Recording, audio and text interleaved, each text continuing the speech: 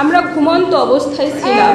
আমার বেডে আমার দুইটা বাচ্চা, একটা 5 বছরের আর একটা 1 year প্লাস। নূরের গলা ধরে শুয়েছিল ওর বড় বাচ্চাটা, যে বাচ্চাটা আজকে স্তব্ধ হয়ে গেছে। 25শে মার্চের কারো রাত গল্পে বই পড়েছিলাম ছোটবেলায় যখন, ঠিক ওই রাতটা যেন আমার জীবনে নেমে এসেছিল আমার সন্তানদের জন্য। আমাদের ঘরে কোনো কলিং বেল দেওয়া হয়নি, কোনো কিছু না। হঠাৎ করে মেইন দরজা এবং আমাদের রুমের যখন দরজা ভাঙার শব্দ শুনে আমি শুধু ছোট বাচ্চাটাকে দেখে শুধুমাত্র দাঁড়িয়েছিলাম। এর মধ্যে দেখে আমার সামনে এসে অন্ধকার ঘর, অনেকগুলো লোক, তাদেরকে তখন তো আমি চিনতে পারতেছিলাম না। নূর উঠতে পারতেছিল না, বড় বাচ্চাটার গলাটা জড়িয়ে ধরেছিল। এর মধ্যে ওরা ঘরে ঢুকে সর্বোচ্চ মনে হয় 3 থেকে 4 মিনিট হবে। তো বারবার জিজ্ঞেস করতেছিলাম আপনারা কারা। এতটা মানে ভয়ঙ্কর, আমি ওই রাতের বর্ণনা হয়তো আমি দিতে পারতেছি না এই মুহূর্তে। 2 থেকে 3 মিনিটের মধ্যে ওকে নিয়ে যাওয়া হয়। আমি নিজেও শারীরিকভাবে অসুস্থ। ওই দিনই আমি একজন খুবই সাধারণ একজন স্কুল টিচার। আমি শারীরিকভাবেও হয়তো কিছু ব্যক্তিগত কথা থাকে যা কখনো পাবলিকলি বলা যায় না, কিন্তু আজকে আমি বলতে বাধ্য হচ্ছি। 7 মান্থ রানিং আমি প্রেগনেন্ট, আর আমার 2টা বাচ্চা এই জায়গায় থাকে, ওর বাবার কাছেই থাকে। আমি যেহেতু চাকরি করি, ইভেন আবার নিজে অসুস্থ এখন, যার কারণে ওদেরকে ক্যারি করে আমার জব করা সম্ভব হচ্ছিল না। তো বৃহস্পতিবার দিন আমি আমার থেকে যখন ছুটি নিয়ে নিজের ডক্টর দেখানোর জন্য আসি, শুক্রবার দিন এসে আমি নামি। তো আমার বলতে খুব কষ্ট হচ্ছে। তো ডক্টর তো দূরের কথা, মানে আমার ছোট বাচ্চাটাও অসুস্থ। ওর যখন জন্মগতভাবেই ওর হার্টে 2টা PDF এবং এডিনয়েড প্রবলেম আছে, যার কারণে ওর ওয়েট বাড়তেছে না। তো ওর ডাক্তার দেখানো, আমার ডাক্তার দেখানো, দুটোর জন্যই আমি আর আসা। এই জায়গায় ওকে রেখে গেছিলাম। তো সেই ভয়ঙ্কর রাত, ওকে যখন নিজে শুধু আমরা চিৎকার করতেছিলাম যে আপনারা কারা, কেন নিয়ে যাচ্ছেন, তারা কিছুই বলতেছিল না। তোকে নিয়ে যায়, যাওয়ার পরে আমরা কি করব, হতভম্ব। আমাদের বাসার যতগুলো ফোন ছিল সবগুলো ফোন তারা নিয়ে যায়। ইভেন সিকিউরিটি গার্ডের যে নর্মাল ফোন সেটাও তাকে নিয়ে যাওয়া হয় ওই রাতে। তারপর ভোর রাত ওকে নিয়ে যাওয়ার কিছুক্ষণ পরেই আজান দিচ্ছিল। আমি রোডে পাগলের মতো দৌড়াচ্ছিলাম যে কারা নিয়ে যাচ্ছে। সেই 25শে মার্চের রাতের মতো এত ভয়ঙ্কর, এত বীভৎস। আমার মানে কিছু কথা আসলেই বলতে আমার খুব কষ্ট হচ্ছে আজকে।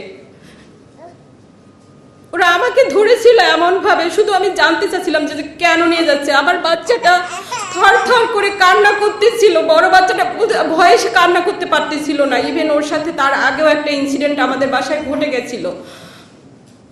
মোল্লা নামে যে ছেলেটা ছিল আমাদের বাসায়, তখনও আমাদের দরজা ভেঙে নিয়ে যায়।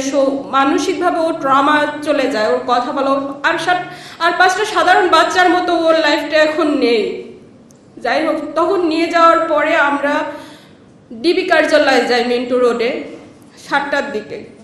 ও জায়গায় খোঁজ করি যে কারা নিয়ে গেল, যেহেতু প্রশাসন হয়তো নিয়ে গেছে কিনা জানার জন্য ডিবি কার্যালয়ে গেলাম। ওই জায়গা থেকে যেহেতু র্যাবের 2টা গাড়ি ছিল, র্যাব 3-এর, তো তার জন্য র্যাব 3-এ যায়। যখন ওর খোঁজ পাচ্ছিলাম না, তারপর বাধ্য হয়ে নিকটস্থ আমাদের হাতিরঝিল থানায় গেলাম। যেহেতু ওর খোঁজ মানে শুধুই ভয়ে ছিলাম যে আসলে ওকে আমরা ফেরত পাবো কিনা, জানি না, যেভাবে নিয়ে গেছে ওরা।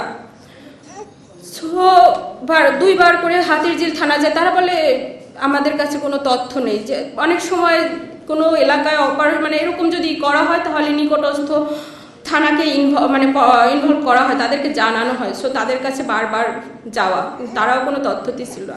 পাগলের মতো দাঁড়ে দাঁড়ে প্রত্যেকটা প্রশাসনের এসে ঘুরতেছিলাম। তো 20 তারিখ পার হয়ে আমরা 20 তারিখেই আবার কোর্টে, যে অনেক সময় 24 ঘন্টা পরে প্রশাসন নিয়ে গেলে কোর্টে উঠানো হয়। তো ওই দিন তাকে কোর্টে আর উঠানো হয়নি। পরের দিন আবার CMM কোর্টে গেলাম এইভাবে জানতে পারলাম যে কোর্টে উঠানো হবে হয়তো। তো যখন কোর্টে গেলাম, আমি যেহেতু অসুস্থ, একা মুভ করতে পারতেছিলাম না, নূরের ছোট ভাইটি আমার সাথে ছিল। তো ওকেও ওই কোর্ট চত্বর থেকে ওকেও আবার ওরা ধরে নেয়। তো তারপর রাত 8টার দিকে, 21 জুলাই রাত 8টার দিকে ওকে কোর্টে ওঠানো হয়। ওর সাথে আমাদের ফ্যামিলির কারোকে দেখা করতে দেওয়া হয়নি। কি টর্চার করেছিল বা কি হয়েছিল কোথায় কিছুই তখন জানতে পারিনি।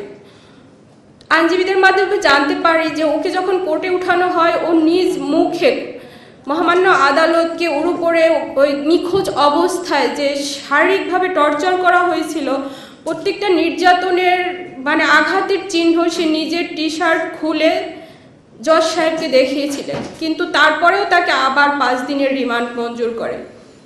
তো ওকে ওই জায়গা থেকে রিমান্ডে আবার নিয়ে যাওয়া হয়। তো রিমান্ডে নিয়ে যাওয়ার পরে রিমান্ডের 5 দিন অতিবাহিত হওয়ার পরে গতকাল যখন কোর্টে উঠানো হয়, সে এক বিভৎস চিত্র। ও তো কোনো চোর ডাকাত নয়, ও তো কোনো খুনি নয়, ও তো কোনো জঙ্গি নয়, ও তো একজন ডাকসুর সাবেক ভিপি, ছাত্রদের হয়ে কথা বলছে। আর এতটুকু তো অধিকার আমাদের সংবিধান আমাদেরকে দিয়েছে। নিজে পায়ে হেঁটে মানে ও কোর্টে উঠতে পারেনি, পুলিশের কাঁধে ভর দিয়ে তারপরে ওকে কোর্টে উঠতে হয়েছিল। তো মহামান্য আদালতকে বারবার অনুরোধ করার পরে মানে আমি একটু দেখা করার সুযোগ পাই। তো তখন ও বলে যে এই রিমান্ডের 5টা দিন ওর উপরে যে অমানবিক মানে নির্যাতন করা হয়েছে,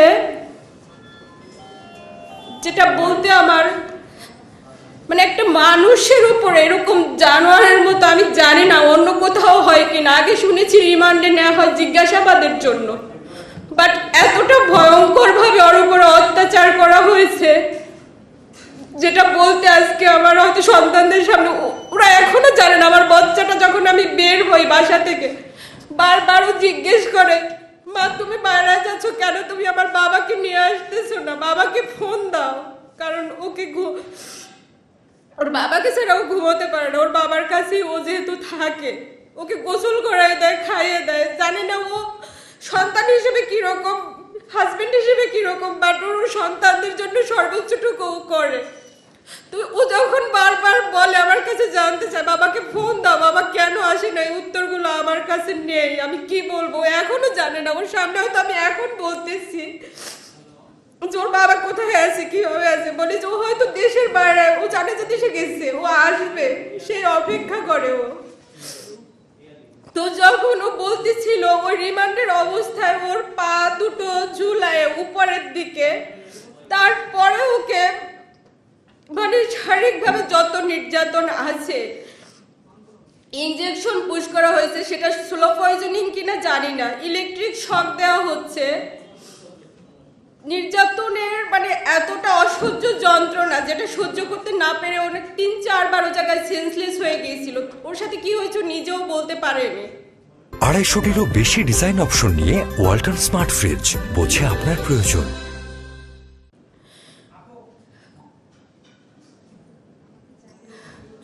তো তারপরে মহামান্য আদালতকে এটা বলা হয় যে ওকে অন্তত চিকিৎসার মানে একটা মানুষ এতটা শারীরিকভাবে নির্যাতন, তো ওই জায়গাটায় ভয় পাচ্ছি যে আমার স্বামীকে অন্তত এই জায়গাটা একটু চিকিৎসার ব্যবস্থা করে দেওয়া হয়, ও যেন সুচিকিৎসাটা পায়। আর বারবার যদি এরকম একটা মানুষকে রিমান্ডে নিয়ে এরকম নির্যাতন করা হয়, ও তো কোনো অন্যায় করেনি, ও তো